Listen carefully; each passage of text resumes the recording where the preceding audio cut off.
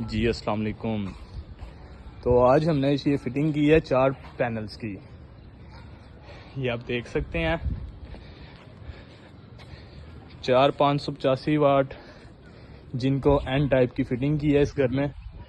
تو اس سے ہم کیا کیا چلا رہے ہیں میں آپ کو بتاتا ہوں۔ اس گھر میں لگے ہوئے تھے 2 ہومز کے انورٹر 1000 واٹ کے، تو ہم نے ان کو مشورہ دیا کہ آپ 4 پلیٹیں لے آئیں، انورٹر کی آپ کو ضرورت نہیں ہے، 2 پلیٹیں ایک انورٹر پہ کر دیں گے، 2 دوسری انورٹر پہ۔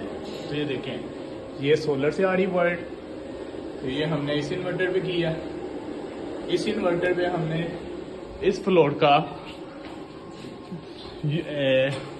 2 سے 3 پنکھے اور 1 فریج کر دیا ہے۔